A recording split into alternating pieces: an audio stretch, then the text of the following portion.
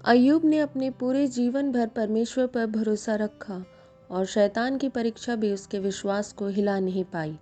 आइए बाइबल में हम पढ़ते हैं अय्यूब की कहानी। अय्यूब अध्याय 1। उस देश में अय्यूब नाम एक पुरुष था। वह खरा और सीधा था और परमेश्वर का भय मानता और बुराई से परे रहता था। उसके 7 बेटे और 3 बेटियां उत्पन्न हुई।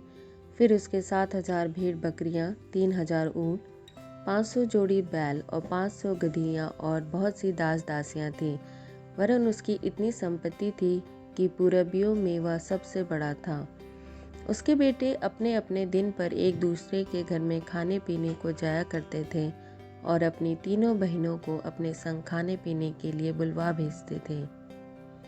और जब जब जेवनार के दिन पूरे हो जाते तब तब अय्यूब उन्हें बुलवाकर पवित्र करता और बड़ी भोर उठकर उनकी गिनती के अनुसार होम बलि चढ़ाता था। क्योंकि अय्यूब सोचता था कि कदाचित मेरे लड़कों ने पाप करके परमेश्वर को छोड़ दिया हो। इस रीति अय्यूब सदैव किया करता था। एक दिन यहोवा परमेश्वर के पुत्र उसके सामने उपस्थित हुए और उसके बीच शैतान भी आया। यहोवा ने शैतान से पूछा, तू कहाँ से आता है? शैतान ने यहोवा को उत्तर दिया कि पृथ्वी पर इधर उधर घूमते फिरते और डोलते डोलते आया हूँ।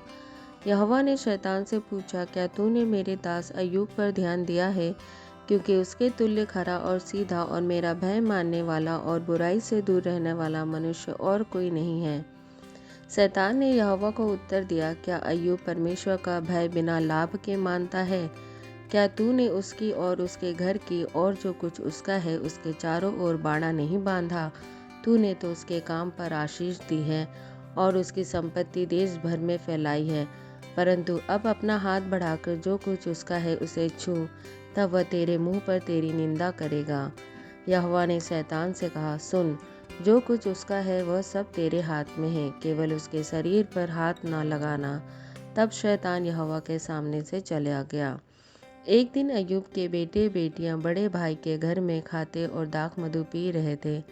तब एक दूत अय्यूब के पास आकर कहने लगा, हम तो बैलों से हल जोत रहे थे और गदहियां उनके पास चर रही थीं कि सभा के लोग धावा करके उनको ले गए और तलवार से तेरे सेवकों को मार डाला, और मैं ही अकेला बचकर तुझे समाचार देने आया हूँ। वह अभी यह कह ही रहा था कि दूसरा भी आकर कहने लगा कि परमेश्वर का आग आकाश से गिरी और उससे भेड़ बकरियां और सेवक जलकर भस्म हो गए हैं, और मैं अकेला बचकर तुझे समाचार देने को आया हूँ।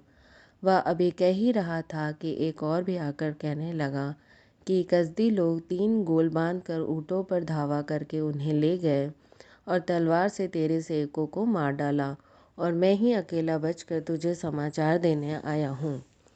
वह अभी कह ही रहा था कि एक और भी आकर कहने लगा, तेरे बेटे बेटियां बड़े भाई के घर में खाते और दाख मधु पीते थे कि जंगल की ओर से बड़ी प्रचंड वायु चली और घर के चारों कोनों को ऐसा झोंका मारा कि वह जवानों पर गिर पड़ा और वे मर गए, और मैं ही अकेला बचकर तुझे समाचार देने आया हूँ। तब अय्यूब उठा और बागा फाड़ सिर मुंडाकर भूमि पर गिरा और दंडवत करके कहा, मैं अपनी माँ के पेट से नंगा निकला और वहीं नंगा लौट जाऊंगा। यहोवा ने दिया और यहोवा ही ने ले लिया। यहोवा का नाम धन्य है। इन सब बातों में भी अय्यूब ने ना तो पाप किया और न परमेश्वर पर मूर्खता से दोष लगाया।